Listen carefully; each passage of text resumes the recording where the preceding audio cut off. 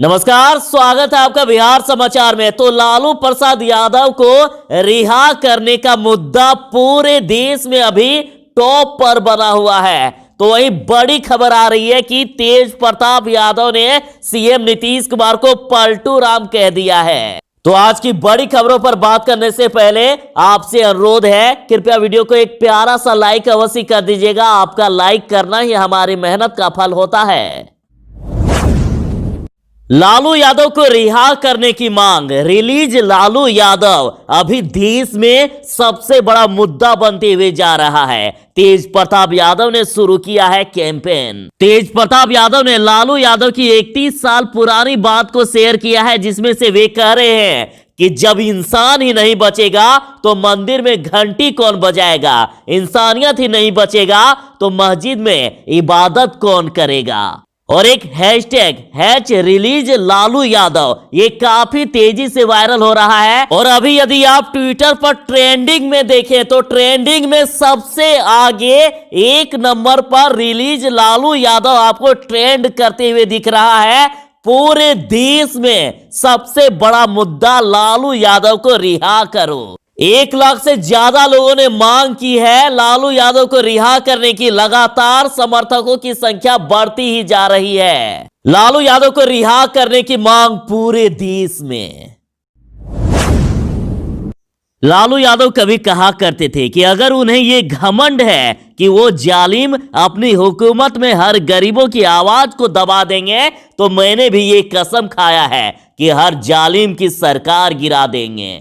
अब लालू यादव को रिहा करने की मांग तेजी से बढ़ते ही जा रही है। सौरभ कुमार का कहना है कि गरीबों के मसीहा आदरणीय लालू प्रसाद यादव जी को रिहा करो। तो मंजू रानी यादव ने कहा है कि लालू यादव को साजिश के साथ मौत के दहलीज पर पहुंचा दिया है, उनको बचाने के लिए आवाज दें। तो वही किसान पुत्र नामक यूजर ने कहा है कि लालू जी को जेल में रखना एक साजिश है। उन्हें परेशान करके बीजेपी बाकी दलों के नेताओं को संदेश दे रही है कि विरोधियों का हम ये हाल करते हैं।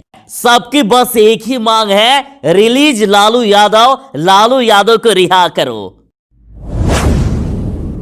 नीतीश सरकार ने बड़ा झटका दिया है। सरकारी सेवक नहीं होंगे कॉन्ट्रैक्ट पर बहाल कर्मचारी। कॉन्ट्रैक्ट पर नौकरी करने वालों को सरकारी सेवक होने की मान्यता भी नहीं दी जाएगी और साथ ही उन्हें कभी भी 1 महीने की नोटिस या मानदेय देकर कभी भी नौकरी से निकाला जा सकता है। अब कॉन्ट्रैक्ट पर बहाल व्यक्ति किसी भी सरकारी सुविधा का लाभ नहीं ले पाएगा, न ही वह सरकारी सेवा में नियमित होने का कोई दावा कर सकेगा। 3 महीने वाली उच्च समिति चली 5 साल तक। सरकार ने कहा था रेगुलर करेंगे, अब सरकारी सेवक भी नहीं छोड़ा। बेरोजगारी को लेकर सरकार पर बरसे शिवानंद तिवारी, बोले कभी भी संविदा कर्मियों की छुट्टी कर देंगे नीतीश कुमार।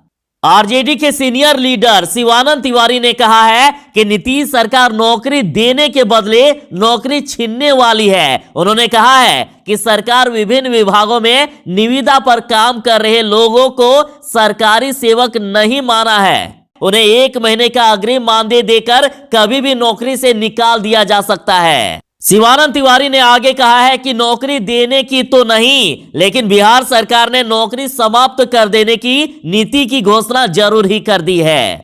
बता दें कि नीतीश सरकार ने 19 लाख लोगों को रोजगार देने का वादा किया, लेकिन शिवानंद तिवारी कह रहे हैं कि अभी तक तो नीतीश जी की सरकार का पूर्ण रूप से गठन भी नहीं हो पाया, लेकिन इस आधी अधूरी सरकार ने लाखों लोगों की नौकरी छीनने का ऐलान जरूर ही कर दिया है। ये निविदा कर्मी एक दिन नियमित होने की आस लगाए बैठे थे, लेकिन इनको तो हटाने की तैयारी शुरू कर दी है। इन्होंने कहा अब आगे देखिए होता है क्या। नीतीश सरकार के आदेश के अनुसार सोशल मीडिया पर मंत्रियों व सरकारी अधिकारियों पर आपत्तिजनक लिखा तो कानूनी कार्रवाई होगी। तो अब तेज प्रताप यादव ने सीएम नीतीश कुमार को पलटू राम कह दिया है। तेज प्रताप यादव ने पूछा है कि पलटू राम को पलटू राम कहना भी अपराध की श्रेणी में आएगा क्या। तेज प्रताप यादव ने सीएम नीतीश कुमार को पलटू राम कहकर संबोधित किया। बिहार के इन सरकारी विभागों में जल्द निकलेगी 50,000 भर्ती। नीतीश सरकार के डिप्टी सीएम ने बड़ा ऐलान कर दिया।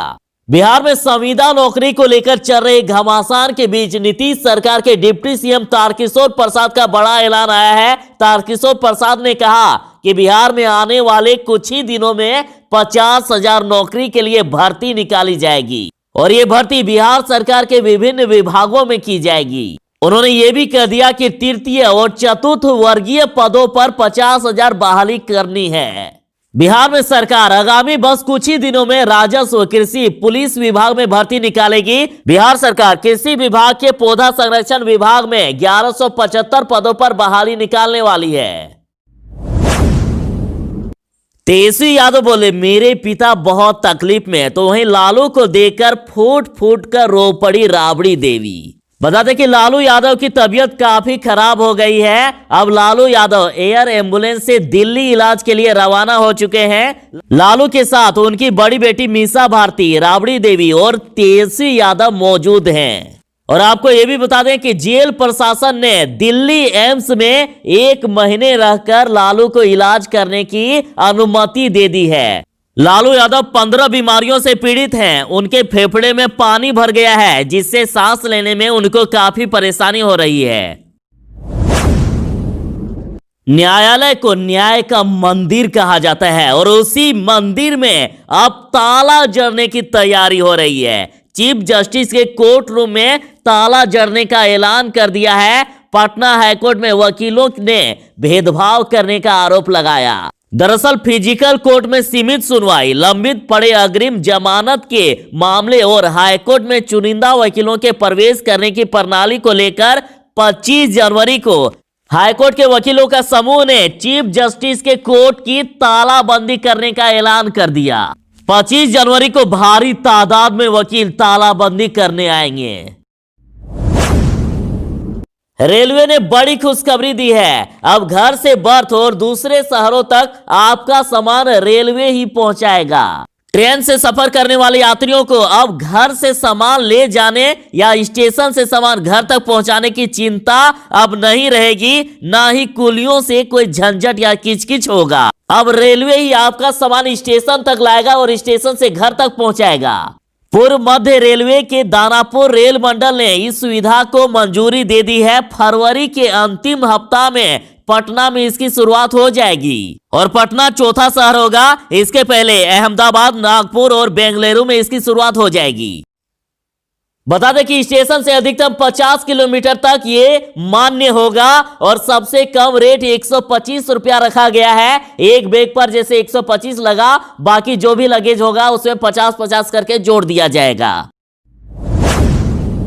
भाजपा और जदयू के बीच लड़ाई की कई खबरें आई थी, लेकिन अब तो ये लड़ाई जानलेवा होती जा रही है। दरअसल बिहपुर के भाजपा विधायक इंजीनियर शैलेंद्र ने गोपालपुर के जदयू विधायक गोपाल मंडल के खिलाफ शिकायत दर्ज की है। उन्होंने कहा है कि उनसे हमें जाल माल का खतरा महसूस हो रहा है और उन्होंने सुरक्षा की मांग आईजी से की है। तो भाजपा विधायक के आरोप के बाद बोले जदयू विधायक गोपाल मंडल कि उस बेल को मार कर कोई क्या करेगा। देखिए, जदयू विधायक ने भाजपा विधायक को बेल कहा। सिर्फ बेल ही नहीं कहा, बल्कि यह भी कह दिया कि उसकी सुरक्षा के लिए उसको एक गार्ड भी देने लायक वो नहीं है।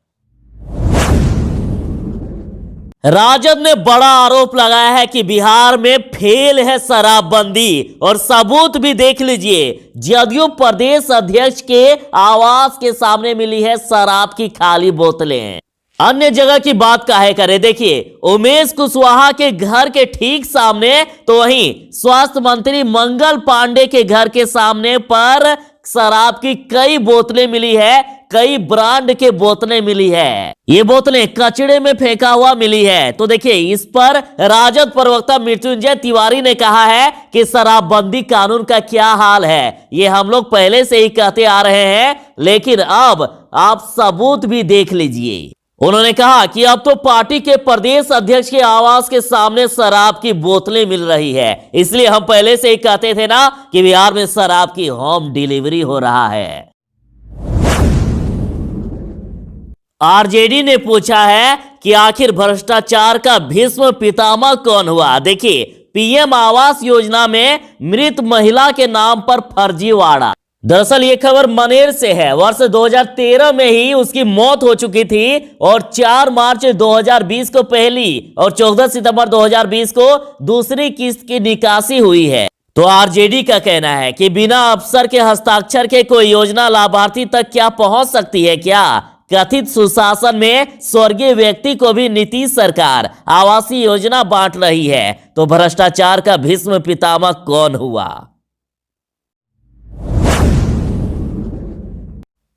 28 जनवरी को बिहार के सभी चीनी मिलों के गेट पर धरना प्रदर्शन करेंगे भाकपा माले। 28 जनवरी को पूरे राज्य में चीनी मिलों के गेट पर धरना प्रदर्शन किया जाएगा और सरकार से मांग की जाएगी कि गन्ना का न्यूनतम समर्थन मूल्य तय किया जाए।